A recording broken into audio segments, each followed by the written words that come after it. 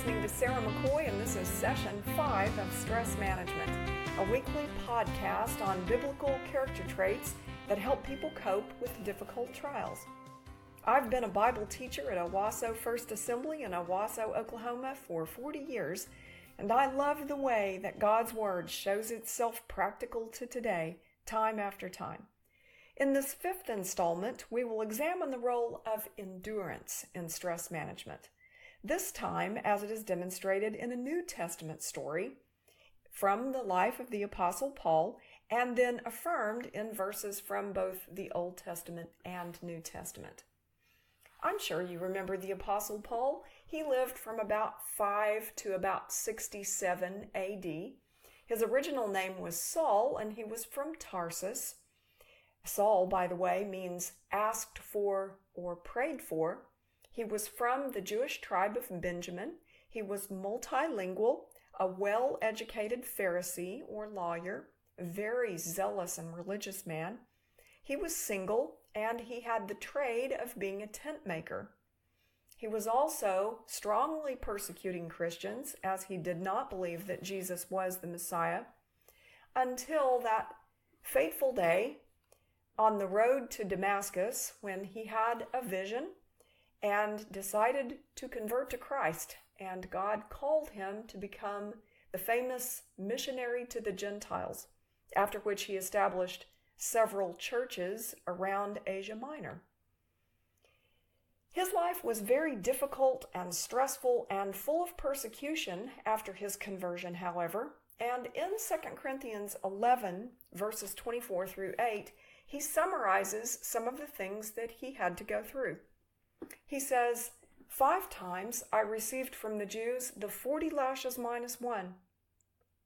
3 times I was beaten with rods. Once I was pelted with stones. 3 times I was shipwrecked. I spent a night and a day in the open sea. I have been constantly on the move. I have been in danger from rivers, in danger from bandits, in danger from my fellow Jews, in danger from Gentiles, in danger in the city, in danger in the country, in danger at sea, and in danger from false believers. In case you weren't counting, that's 8 times he uses the word danger. I have labored and toiled and have often gone without sleep. I have known hunger and thirst and have often gone without food. I have been cold and naked. Besides everything else, I face daily the pressure of my concern for all the churches. So are you getting the picture here? Paul was under a lot of stress, and one of the key characteristics that helped him withstand all of this was simply deciding to endure. Going through those unpleasant or difficult processes and situations without giving away or giving up. So I would like to look at one specific instance, his terrible shipwreck in Acts chapter 27. He was probably about 60 by this time, and he was probably a couple of years from his death. He had already gone on his 3 famous missionary journeys and then stood trial with the Jews in Jerusalem and had appealed as a Roman citizen to Caesar and was allowed to go to Rome. So he was put on a ship along with a centurion who was in charge of him and some other prisoners, and they made their way up the coast of Israel and then around Turkey and over near Greece on their way on this treacherous journey to Rome. So we take up in Acts chapter 27, while they were en route, at about verse 8, they have come to the Isle of Crete, which is kind of in between Greece and Turkey and to the south. It's a long island that runs east and west, and they're on the south side of that island now. It's probably about October, around the Day of Atonement, a little bit after that, and it's getting very dangerous to sail. We moved along the coast with difficulty and came to a place called Fair Havens near the town of Lasea. So this is on the south long side of Crete. Much time had been lost, and sailing had already become dangerous because by now it was after the Day of Atonement. That's Yom Kippur, you know. So Paul warned them, "Men, I can see that our voyage is going to be disastrous and bring great loss to ship and cargo and to our own lives also."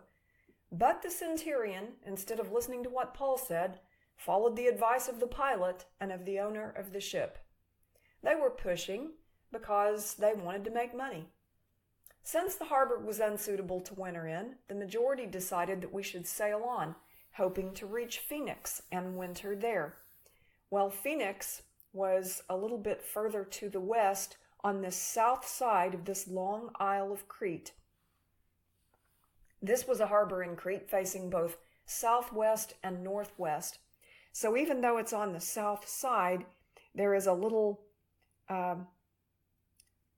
turn in the island, and you can see where it faces a little different direction than Fair Havens, not due south.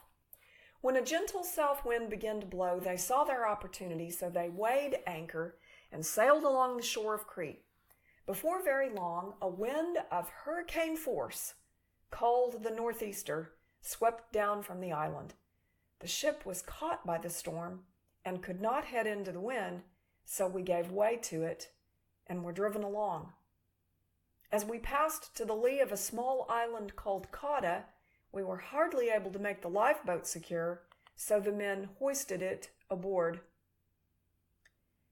So now they're out in the middle of the Mediterranean Sea, past Crete and south of it, and now south of a much smaller island known as Cauda.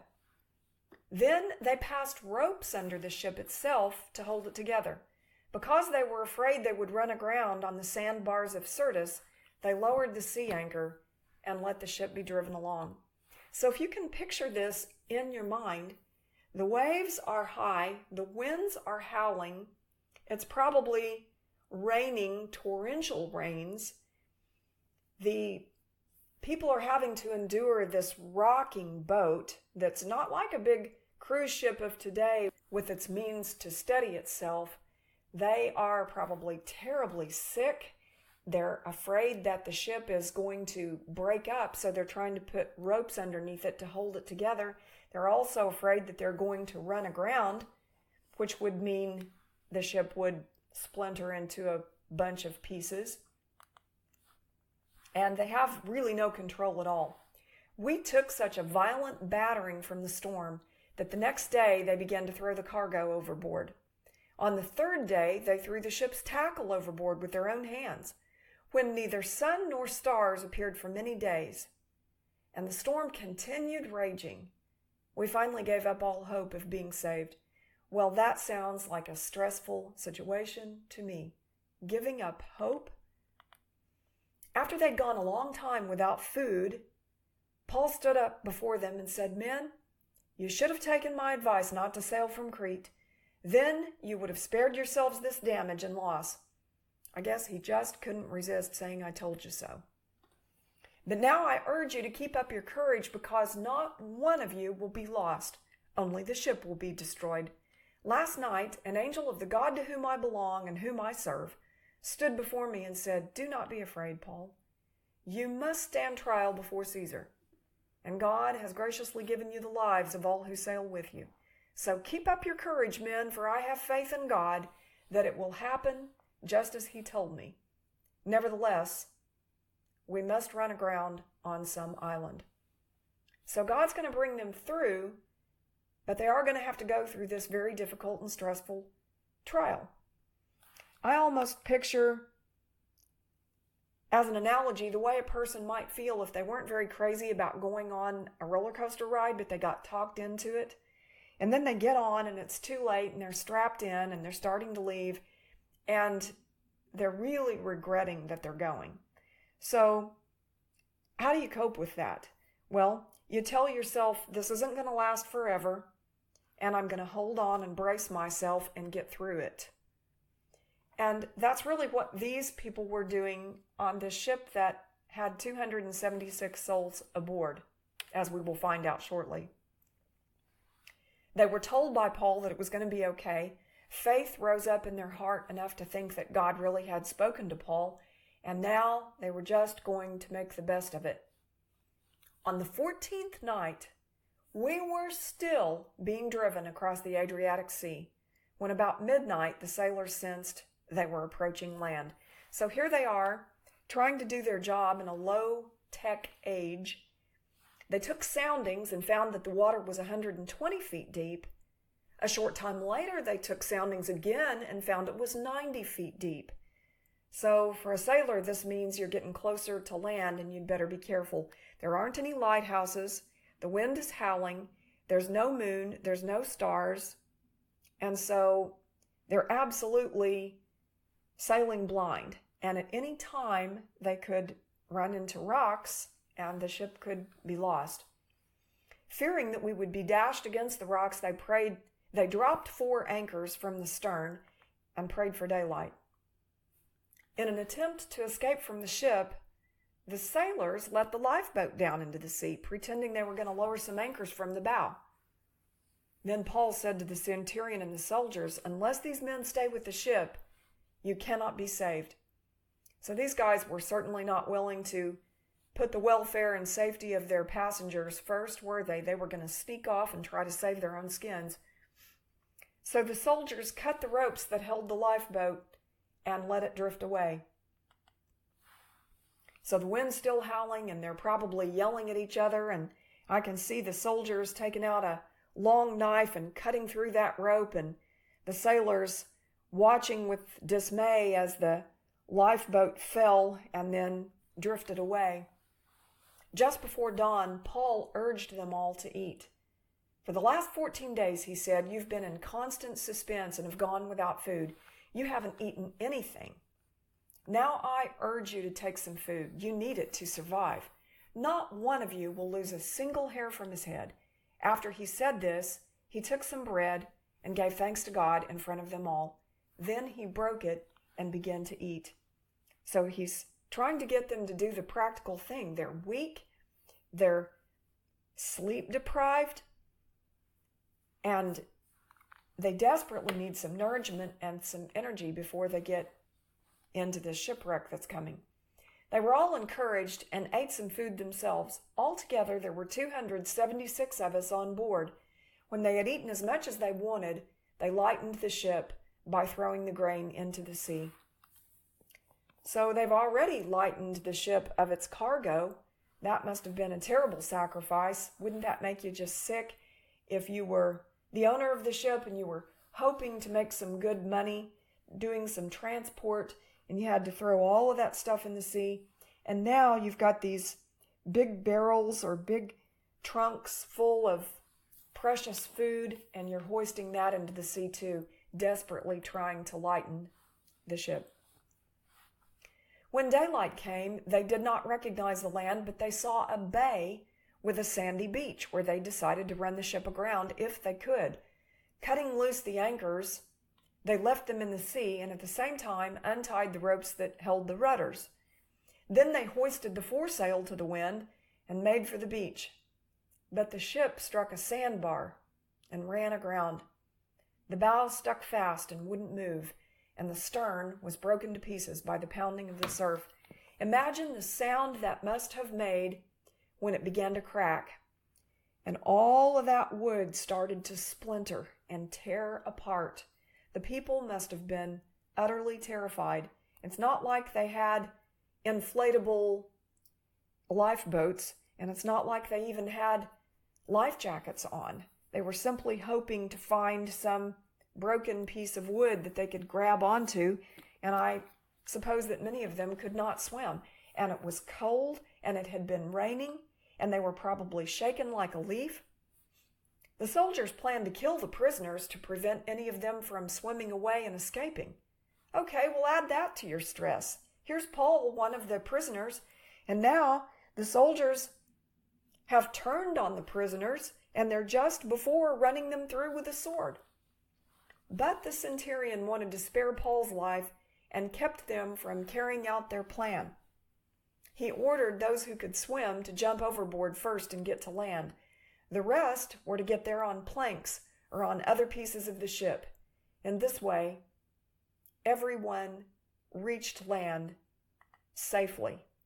Once safely on shore, we found out that the island was called Malta.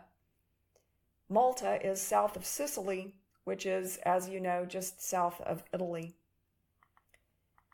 The islanders showed us unusual kindness. They built a fire and welcomed us all because it was raining and cold. Paul gathered a pile of brushwood, and as he put it on the fire, a viper, driven out by the heat, fastened itself on his hand. Well, what else can happen now? He's already spent over 2 weeks in the worst storm of his life, rocking back and forth on a boat, not eating anything, hardly sleeping or not sleeping at all, probably practically psychotic from not being able to rest. And then his life is threatened as the soldiers get ready to kill the prisoners. And then everybody's overboard and yelling and screaming and trying to get to the land. And no sooner do they get to the land and kind of catch their breath than he's bitten by a poisonous snake. When the islanders saw the snake hanging from his hand, they said to each other, "This man must be a murderer. For though he escaped from the sea, the goddess Justice has not allowed him to live." Okay, so now public opinion has turned against him, and people assume that he's some terrible person because this has happened. But Paul shook the snake off into the fire and suffered no ill effects. The people expected him to swell up or suddenly fall dead, but after waiting a long time and seeing nothing unusual happen to him, they changed their minds and said he was a god. Wow, I'm getting whiplash here from all the different things that are going back and forth. There was an estate nearby that belonged to Publius, the chief official of the island. He welcomed us to his home and showed us generous hospitality for 3 days. His father was sick in bed, suffering from fever and dysentery. Paul went in to see him and after prayer, placed his hands on him and healed him. When this had happened, the rest of the sick on the island came and were cured. They honored us in many ways, and when we were ready to set sail, they furnished us with the supplies we needed. In other words, the storm was finally over. The sleeplessness and the not being able to eat and the being terribly sick at your stomach and heaving over the side of the ship all the time, and the stress and people snapping at each other because they were so anxious and angry and on edge. All of that passed. It stopped raining. The wind died down. The sun came out. The snake that had fastened itself on Paul's arm died in the fire. People started having something to eat. They had a chance to rest. And then the Lord began to use Paul to do marvelous things that honored the Lord's name. And so the key to getting through it was just to recognize that better times were on the other side, and sometimes all you can do is hold on. Paul wrote about the importance of endurance to the Romans. In Romans chapter 5, verses 3 and 4, he basically says that endurance leads to hope. In these 2 verses, he says, "We rejoice in our sufferings, knowing that suffering produces endurance, and endurance produces character, and character produces hope." So endurance is a stepping stone to hope. Hope in what? Well, that I'm going to get through this and that the Lord's going to have something better for me on the other side. The same book, the book of Romans, 10 chapters over, chapter 15, now we're in verse 4. "For whatever was written in former days was written for our instruction, that through endurance," did you catch that? Through endurance and through the encouragement of the scriptures, we might have hope. So this story about the shipwreck that Paul went through in Acts 27 isn't just a little bit of the biography of Paul, but it's for us to see that there are going to be storms in our own lives. And sometimes it might actually even lead to a so-called shipwreck in our own lives. But there's hope on the other side. And in fact, the hope is in the promise that we have from God that He will take care of us and see us through. He doesn't promise exactly the same outcome every time. It's just that He'll be there and He's with us for eternity, and nothing bad lasts forever. Hebrews 10:36, for you have need of endurance, so that when you've done the will of God, you may receive what is promised. Hebrews 12, same book, 2 chapters over. Therefore, since we are surrounded by so great a cloud of witnesses, let us also lay aside every weight and sin which clings so closely, and let us run with endurance the race that is set before us. In other words, hold on and get through the things that are stressful and difficult, looking to Jesus, the founder and perfecter of our faith, who for the joy that was set before Him, are you catching that? The promise, what He knew lay on the other side of the cross and the grave, endured the cross, despising the shame, and is seated at the right hand of the throne of God. In other words, Jesus modeled this stress management technique for us. He was so stressed before He went to the cross that He was sweating drops of blood from His forehead in the Garden of Gethsemane. It was awful. But He made the decision that He was going to go through it. He held on and stayed true. And He went to the cross, and He went to the grave, and He arose and emerged victorious. And it was worth it because it provided a means of salvation for the whole world. And in the same way, when we have to go through something difficult, we can simply choose to hold on and withstand what we must withstand because there's something better on the other side. James 1, verse 12, blessed is the man who endures temptation, for when he has been approved, he will receive the crown of life. You see what I mean? Endurance leads to the promise. The crown of life which the Lord has promised to those who love Him. You know, there's an interesting verse about the end times in some of Jesus' prophecy in Matthew chapter 10. Jesus says, now brother will deliver up brother to death, and a father his child, and children will rise up against parents and cause them to be put to death, and you will be hated by all for my name's sake. Well, that certainly sounds like something stressful. But notice what He says at the end of verse 22. He who endures to the end will be saved. Not the person who gives up and says, well, I don't want to have anything to do with this. I'm out of here. It's the one who holds on until the end. That's the one that's going to be saved in those days. So the scriptures are telling us, and this story about Paul's shipwreck is telling us, keep going. You can do this. And the story is basically telling us, do you have stress? Decide to endure. Deliverance is ahead. If this podcast has been a help to you, please pass it along. Blessings.